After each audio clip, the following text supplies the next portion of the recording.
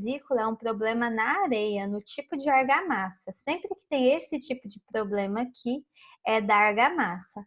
Agora, se a gente tem esses empolamentos, esses descolamentos aqui, como se fosse uma plaquinha grande, como se fosse um fofo que aparece na parede, isso sim é por causa do excesso de umidade.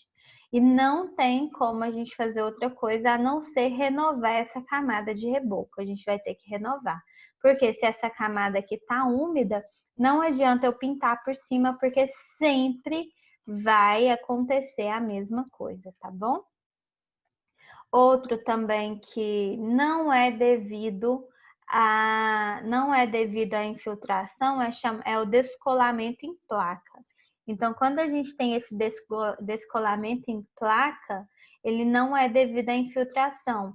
Esse aqui é o principal problema quando a gente tem aquele reboco único, quando a gente tem a camada única, porque ele tem pouca aderência. Então, se o nosso substrato, se a nossa parede é muito lisa, é sempre ideal fazer pelo menos uma camada de chapisco antes de colocar o reboco, para poder melhorar essa aderência. Porque quando a gente não faz isso, pode acontecer esse descolamento em placas. Então, isso acontece quando a gente tem argamassa muito rica. O que é argamassa muito rica?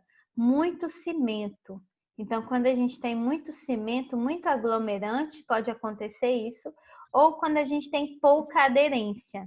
Então, se eu não tenho aderência à superfície da base, vai descolar inteira essa minha camada, tá bom? Quando acontece esse descolamento em placa dura, que as placas se quebram com dificuldade, que pode acontecer? Muita mica na areia, argamassa muito rica, como disse, em cimento, eu tenho muito cimento. Isso vai fazer com que eu tenha esse descolamento da placa inteiriça. Ah, mas e se eu tiver a placa muito mole, muito pobre? Então, quando eu tenho a argamassa pobre com pouco cimento, a gente chama de argamassa magra. Com pouco cimento, vai acontecer as placas quebradiças. Então, é como se fosse uma placa grande, mas ela é quebradiça, tá bom? Eu tenho as divisões. Isso aqui é por causa da argamassa magra. Então, eu tenho pouco cimento.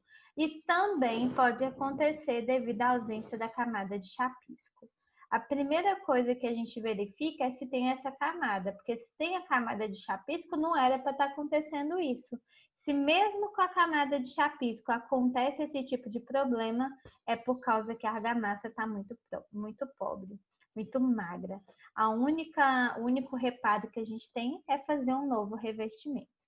E aí a gente tem o que a gente chama de descolamento com pulverulência. Pulverulência é quando a gente passa a mão, não sei se vocês já passaram por isso, passa a mão na parede e sai como se fosse uma areinha da parede. Então, a película se descola arrastando o reboco que desagrega com facilidade. Então, é como se saísse os pedacinhos da areia. Por que isso acontece? Então, quando a gente tem muito fino no agregado, se eu ponho muita areia, quando eu tenho argamassa magra, se eu tenho pouco cimento, se eu coloco muito cal na minha argamassa, então o cal ele pode ser utilizado como um plastificante na argamassa. Mas se eu coloco muito, ele pode causar essa pulverulência, tá bom? E se o reboco é aplicado muito grosso, também pode acontecer isso. O reparo, renovação da camada de reboco. Eu tenho as fissuras horizontais e as fissuras mapeadas. O que são as fissuras? Elas aparecem ao longo de toda a parede com descolamento do revestimento. Então, isso aqui vai acontecer devido ao quê? Quando as fissuras são horizontais, devido à expansão da argamassa de assentamento por causa da hidratação do óxido de magnésio, se a argamassa possui cal.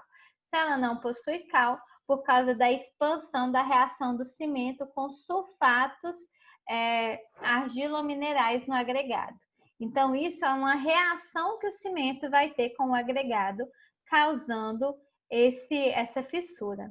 As fissuras mapeadas ocorrem pela retração da argamassa por excesso de fino.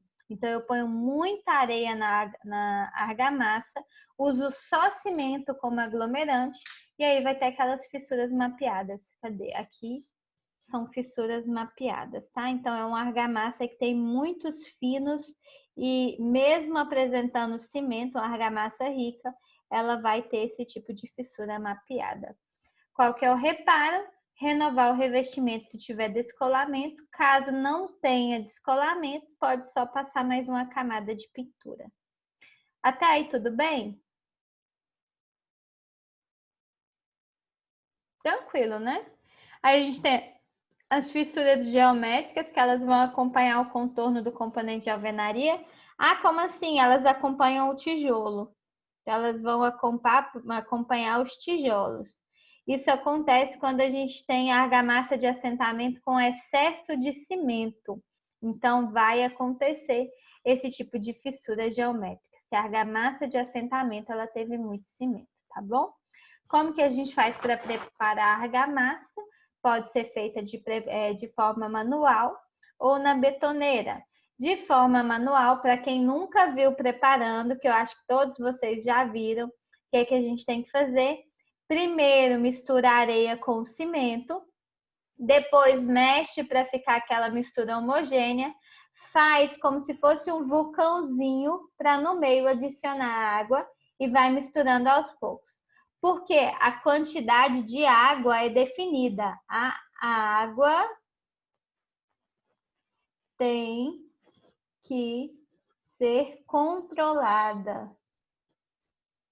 Então, a gente faz esse vulcãozinho aqui para colocar água no meio, porque essa quantidade de água ela tem que ser controlada. A gente faz isso para perder o mínimo de água possível e para a água não carregar o cimento. Porque se eu jogo a água aqui em cima, o que vai acontecer? O cimento é muito fininho, vai embora junto com a água. A gente não quer que isso aconteça. Quando é na betoneira, a gente coloca a areia na betoneira, coloca metade da água, põe o cimento e a cal. Opa, desculpa. Deu a louca aqui. Então, adiciona metade da água, põe o cimento e a cal e, por fim, coloca o resto da água. Por que eu coloco metade da água junto da areia? Para não dar aquele poeirão do cimento. Então, quando eu colocar o cimento e a cal, eu não vou ter aquele poeirão levantando. São só dicas para poder fazer o preparo. Quando a gente está em laboratório, isso é muito importante, para que vocês não joguem o cimento todo lá e venham com aquele cimento todo na cara de vocês quando vocês forem trabalhar, tá bom? E aí a gente entra para o concreto. Então, o que é o concreto? O concreto vai ser a mistura de agregado, miúdo, agregado, graúdo, aglomerante e água. Então, o cimento é esse material formado pela mistura desses 4 elementos. Ah, professora, tem que ter obrigatoriamente agregado miúdo? Gente, o concreto não tem que obrigatoriamente ter agregado miúdo, não tem que ter areia obrigatoriamente, mas é bom que tenha areia, porque um concreto de maior qualidade, ele vai ter essa distribuição granulométrica contínua. Então, se eu tenho a contínua, é aquela que ela vai aumentando. Então, ele tem uma melhor qualidade, tá bom? Então, o concreto, ele é um material que ele foi obtido artificialmente para parecer com uma rocha. Então, o objetivo do concreto é que ele se pareça com uma rocha. Para isso, a gente faz a mistura dos agregados, do cimento e da água, tá bom? É utilizado para lajes, para vigas e para pilares, além de outras coisas, porque é um elemento estrutural. O concreto é um material estrutural, que significa que ele aguenta mais do que seu próprio peso, ele consegue resistir a esforços.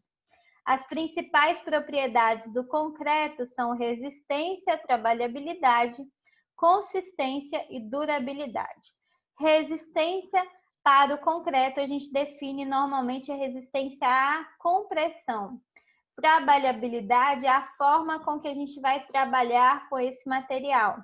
A consistência a gente consegue medir através do ensaio de slump test ou teste do tronco do cone. E a durabilidade a gente vai estudar melhor quando a gente estiver falando com controle tecnológico. Aí a gente vai falar sobre a durabilidade do concreto, tá bom? A gente vai passar por todos esses assuntos. Então, a resistência do concreto à compressão, ela vai depender de vários fatores. Entre os fatores mais importantes, a gente pode citar o tipo do cimento, a relação água-cimento do concreto, a resistência dos agregados, a forma e a granulometria dos agregados e os aditivos presentes no concreto. Então, a partir desses fatores aqui, a gente consegue definir a resistência do concreto. Como que o tipo de cimento influencia na resistência do concreto? Quanto mais resistente um cimento, mais resistente vai ser esse concreto. Como vocês viram na aula passada, existem cimentos de várias categorias. Essas categorias não interferem somente na resistência do concreto, mas também na velocidade de pega, no tempo de endurecimento e na proteção contra os agentes agressivos também. Então, o tipo do cimento vai influenciar em todos esses aspectos. A relação água-cimento. Como que a relação água-cimento influencia na resistência à compressão do concreto? Primeiro, a gente tem que entender o que é relação água-cimento. Relação água-cimento vai ser a quantidade de água dividido pela quantidade de cimento em massa que a gente utiliza na produção do concreto. Essa relação, ela tem que ser constante para o concreto. A gente define primeiro a relação água-cimento para depois definir quais são os outros materiais. Ah, professora, mas quando a gente está lá na obra, a gente vai colocando os materiais e coloca a água quanto baixe lá na betoneira. Tá errado. Então, não é assim que faz. A gente não consegue definir a resistência de um concreto se eu não consigo determinar qual que é a relação água-cimento. Essa relação, ela é um fator decisivo na resistência do concreto. Quanto maior a relação, maior será a porosidade da pasta e menor será a resistência do concreto. Quanto maior a relação água-cimento, menor vai ser a resistência do concreto. Tem uma perguntinha que fala exatamente isso no questionário pós-aula de vocês, tá bom? Por quê? Quanto mais água eu coloco para produzir aquele concreto, menos resistência eu vou ter. Menor vai ser a resistência. Isso está definido, vocês vão entender melhor quando a gente for estudar a dosagem de concreto. Porque a gente define primeiro a relação água-cimento para depois definir as quantidades dos outros componentes do concreto. A resistência dos agregados. Como que a resistência vai interferir na resistência do concreto? Os agregados, eles têm que ter pelo menos a mesma resistência à compressão do concreto. Pelo menos a mesma, porque se os meus agregados tiverem resistência à compressão menor do que o concreto que eu vou trabalhar, vou ter ruptura no agregado e eu não quero que isso aconteça. E a forma e a granulometria do agregado, como que vai influenciar na resistência do concreto? A gente viu isso quando a gente estava estudando lá em agregados, em caracterização de agregados. Quanto mais arredondado o agregado, maior vai ser a trabalhabilidade do concreto, mas menor vai ser a resistência. Quanto mais anguloso o meu agregado, maior vai ser a resistência do meu concreto. E os aditivos? O que são os aditivos? São esses produtos que são adicionados em pequena proporção, modificando as propriedades do concreto. Quando eu coloco um aditivo no meu concreto, eu posso melhorar a plasticidade, a porosidade e a resistência desse material, tá bom? Então, estes são os fatores que influenciam na resistência do concreto. Como eu disse para vocês, a trabalhabilidade do concreto, normalmente a gente fala assim, se eu aumento a trabalhabilidade, eu diminuo a resistência. Porque um concreto mais trabalhável é um concreto mais plástico. Então, aquele concreto quase que não sai. O concreto mais trabalhável é um concreto mais plástico. ele vai ter mais facilidade de trabalhar com o material. Para que eu tenha um material mais plástico, o que eu tenho que colocar? Mais água. Quanto mais água eu coloco, maior vai ser a trabalhabilidade do meu concreto, mas menor vai ser a resistência mecânica. Então, concretos que têm pastas mais duras, eles são mais resistentes do que concretos que têm pastas mais moles. Por quê? Porque quanto mais água eu coloco, menor vai ser a resistência, para a mesma quantidade de cimento, tá bom? A gente está colocando que a quantidade de cimento é pequena. É a mesma, é constante. Agora vamos assim, professora, tá, eu coloquei muita água e tava muito mole o meu concreto, eu coloquei mais areia. O que vai acontecer? Você não mudou em nada, a resistência do seu concreto está indo de mal a pior. A única coisa que compensa a água no concreto é cimento. Então, você colocou mais água do que deveria no concreto, o que você tem que fazer? Colocar mais cimento naquele concreto. Então, colocar areia para endurecer a pasta é uma coisa que é um placebo. Você vai ter aquela pasta mais dura na hora de trabalhar, mas na hora que ele sofrer a cura, ele não vai ter resistência, porque a areia vai se descolar, vai acontecer aquela pulverulência. Então, se eu ponho mais água, para corrigir essa água a mais que eu coloquei, eu tenho que colocar mais cimento e não mais areia, tá bom? Então, como que a gente faz para medir, então, essa trabalhabilidade? Não tem como a gente medir. Trabalhabilidade do concreto é um fator que ele não tem como ser mensurável. O que a gente vai mensurar, então? O que eu consigo medir no meu concreto? Eu consigo medir o que eu chamo de consistência. A consistência do concreto eu consigo medir. Então, quanto mais consistente o concreto, menor vai ser a trabalhabilidade dele. Então, essa consistência depende da quantidade de água que eu adiciono na mistura. Se eu aumento a quantidade de água, a mistura ela fica mais mole, mais plástica e mais trabalhável. Para medir a consistência do concreto, a gente usa o que a gente chama de ensaio de abatimento do tronco do cone. Então, ensaio de abatimento do tronco do cone. Por que abatimento do tronco do cone? Porque o que a gente utiliza para fazer é isso aqui que a gente chama que é uma forma troncocônica. Então, é como se eu tivesse um cone aqui e pegasse somente o tronco desse cone para fazer essa medida de abatimento. Como que eu faço? Eu viro essa forma, encho ela eu viro essa forma, coloco ela aqui, encho ela com o meu concreto, ponho concreto. Aí depois eu tiro a forma daqui, viro ela e coloco aqui do lado. Coloquei ela aqui do lado. Aí eu vou medir qual que é a diferença de altura entre a minha forma que eu enchi e a minha pasta depois que eu retirei a forma. Então, essa altura aqui a gente chama de abatimento. É um ensaio de consistência. Outro nome que a gente tem é de slump teste. A gente vai ver isso aqui melhor também quando a gente estiver falando em controle tecnológico do concreto. A gente tem uma tabela de referência de slump, uma tabela de referência de abatimento. Então, slump é o abatimento.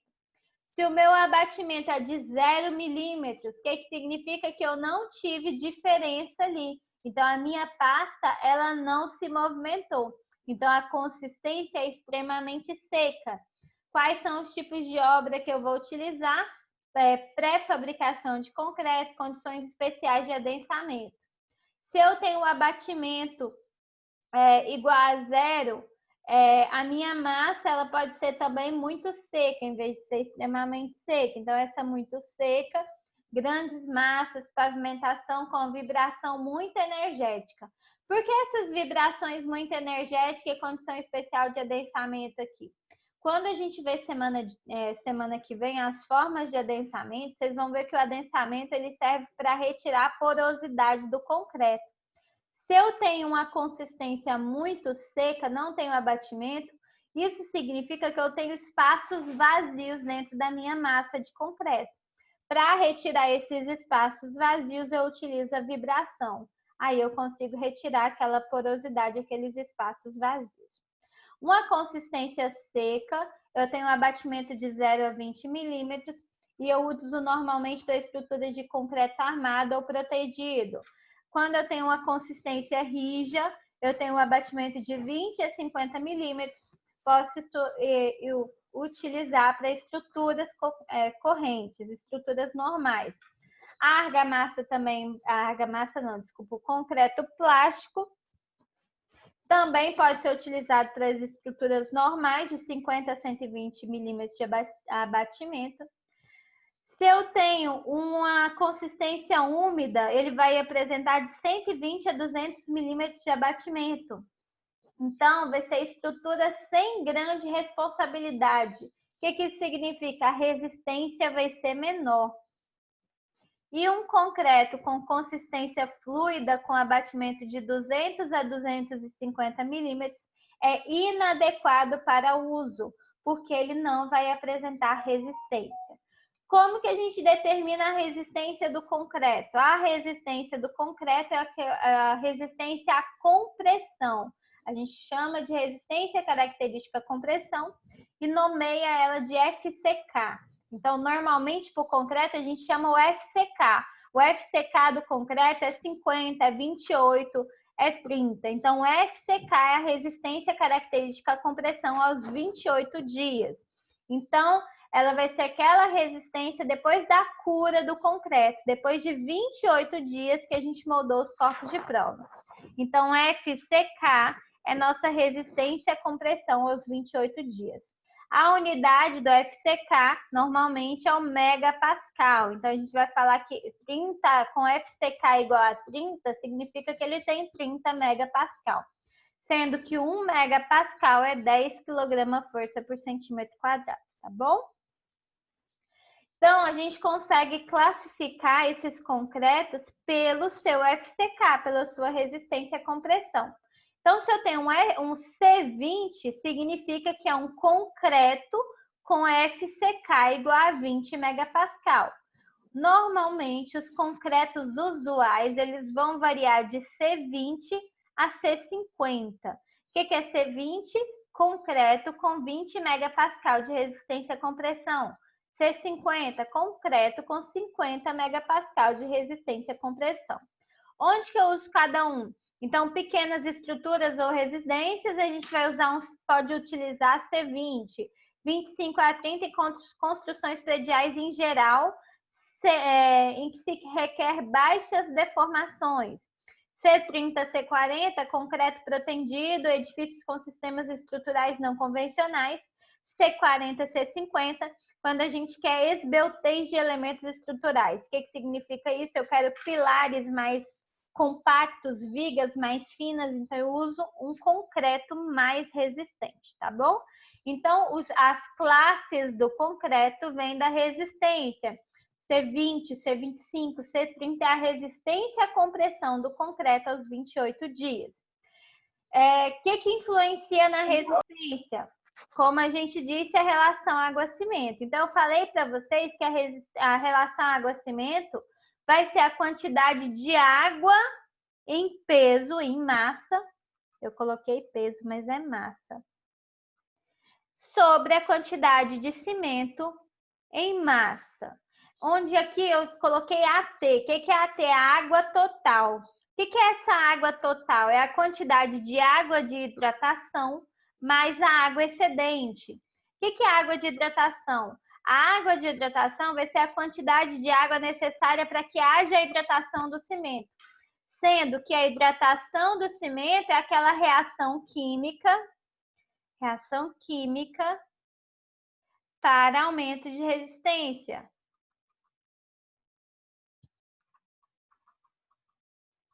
Como o concreto é um material, o concreto não, desculpa, o cimento que é utilizado é um material que a gente chama de aglomerante hidráulico, ele vai precisar dessa quantidade de água de hidratação. O que é a água excedente? É a quantidade de água a mais que a gente coloca na mistura para facilitar a trabalhabilidade do concreto, para a gente facilitar a moldagem da peça. Então, a água total que vai entrar na relação água-cimento vai ser a quantidade de água de hidratação mais a água excedente sobre a quantidade de cimento.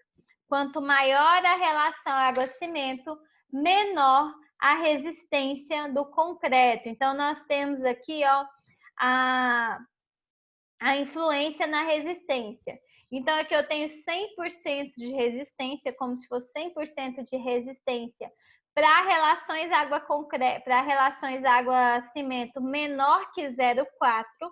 Então, o que é relação água-cimento igual a 0,4? Para cada quilo, 1 quilo de cimento, eu vou usar 400 gramas de água. Essa aqui, relação 0,4, tá bom? Então, para essas relações água-cimentos menores que 0,4, eu vou ter 100% de resistência. À medida que eu aumento a relação água-cimento, eu diminuo a resistência mecânica. Ah, mas é muito difícil a gente conseguir obter um concreto com relação a água-cimento 0,4. Principalmente se esse concreto for feito à mão. Então, o que a gente faz? A gente utiliza fluidificantes, aditivos fluidificantes. Esses aditivos, eles vão melhorar a plasticidade do concreto sem adicionar água. Então, a gente utiliza esses aditivos para que a gente consiga ter essas baixas relações água-cimento. Tá bom? Até aí, tudo bem? Sim. Ok, né? Então, como a gente sabe, a variação da resistência depende da idade do concreto, porque o concreto, a resistência dele vem da resistência do cimento, e o cimento tem que passar pela hidratação. Essa hidratação, ela vem com o tempo. Aqui a gente tem uma curva esquemática que mostra como que a evolução da resistência do concreto em função da idade. Então, eu tenho aqui 3 dias, 7 dias, 14 dias e 28 dias. O concreto só alcança 100% de resistência aos 28 dias. Antes disso, ele não consegue alcançar. Então, a gente tem essa curva de aumento de resistência pela idade. Só para mostrar que a gente só consegue alcançar a resistência total do concreto aos 28 dias. Essa resistência característica é a resistência de ruptura dos corpos de prova com pressão aos 28 dias, que é a nossa resistência FTK. A gente tem uma resistência que é chamada de FTK. O que é o FTK? Resistência à tração do concreto. Normalmente, a resistência à tração do concreto é bem menor do que a resistência à compressão. Ela chega a equivaler a 10% da resistência à compressão do concreto. Tem como eu estimar? Tem. Existem algumas equações que a gente consegue estimar, na falta de ensaios, a gente consegue estimar qual vai ser a resistência à tração do concreto por meio da resistência à compressão. Então, a gente costuma dizer que a resistência à tração do concreto, ela vai ser 10% da resistência à compressão. Eu pego a resistência à compressão e divido por 10, tá bom? Então, quais os fatores que influenciam a qualidade do concreto? A qualidade do concreto é influenciada pela qualidade dos componentes que a gente tem no concreto, que são o cimento, o agregado aditivo e a água, pelo tipo de mistura que a gente faz do concreto, pelo traço e a dosagem do concreto, que a gente vai ver mais para frente, pelo tipo de aplicação que a gente vai ter desse concreto, quando a gente tem adensamento do concreto, e pela forma de cura que esse material vai ter. Então, todos esses fatores, eles vão influenciar na qualidade do concreto. Sendo que quando a gente fala de mistura e de qualidade dos componentes, a gente está falando das influências dos materiais de construção. Quando a gente fala da aplicação e da cura, a gente fala das influências externas do concreto, tá bom? Até aí tudo bem? Tranquilo, né? Então, a gente vai ver só para acabar os principais tipos de concreto que a gente tem. Então, nós temos os concretos simples, armado, protegido, leve, pesado, em massa, submerso, bombeável, projetado, concreto de alta resistência, alto desempenho, compactado com rolo, com fibras, com polímero, celular, autoadensável. Então, a gente tem diversos tipos de concreto. A gente vai ver alguns deles, tá bom? A gente não vai ver todos. Então, o concreto convencional é normalmente aquele concreto que a gente utiliza na obra. Ele é de consistência seca e a resistência vai variar de 5 megapascal, de 5 em 5 megapascal, a partir de 10 megapascal até 40. Então, o concreto ele pode ser de 10, 15, 20, 25 megapascal. Esse concreto é usualmente utilizado. Pode ser feito em betoneira, pode ser feito na mão, no amassamento natural. Quanto mais controle a gente tem na produção, maior vai ser a resistência final do material, tá bom? A gente tem o que a gente chama de concreto armado. Então, o que é o concreto armado? É o concreto que possui no interior armações feitas com barra de aço. Essas armações elas vão resistir aos esforços de tração e são indispensáveis na execução de peças como vigas e lajes, porque o nosso concreto ele é muito resistente à compressão, mas a resistência à tração dele é pequena. A gente faz essas armações com barras de aço para melhorar a resistência à compressão, melhorar a resistência à tração do nosso concreto. A gente tem um concreto que é chamado de projetado. O que é o concreto projetado? Sempre que a gente chama de concreto projetado, é o concreto que é lançado por equipamentos especiais. Então, para esse concreto ele ser lançado por esse equipamento especial, ele vai ser chamado de projetado. Qualquer concreto que for lançado por esse equipamento em alta velocidade sobre a superfície vai ser chamado de concreto projetado, tá bom? Então, isso faz com que ele tenha uma maior compactação. Se eu tenho maior compactação, eu vou diminuir a porosidade, aumentando a impermeabilidade e aderência com a superfície. São utilizados para revestimentos de túneis, paredes, pilares, contenção de encostas e etc. Vocês podem ver, não sei se vocês já repararam, que em alguns locais perto de viadutos a gente tem uma camada de concreto bem fina fazendo essa contenção de encostas, que normalmente é um concreto projetado. A gente tem o concreto resfriado. Professora. Oi. Esse projetado aí é diferente do bombeamento, né? É diferente. Então, é outro processo, porque quando a gente tem o bombeamento, a gente não tem alta velocidade nem alta compactação. Ele só vai ser lançado, só vai ser bombeado para facilitar.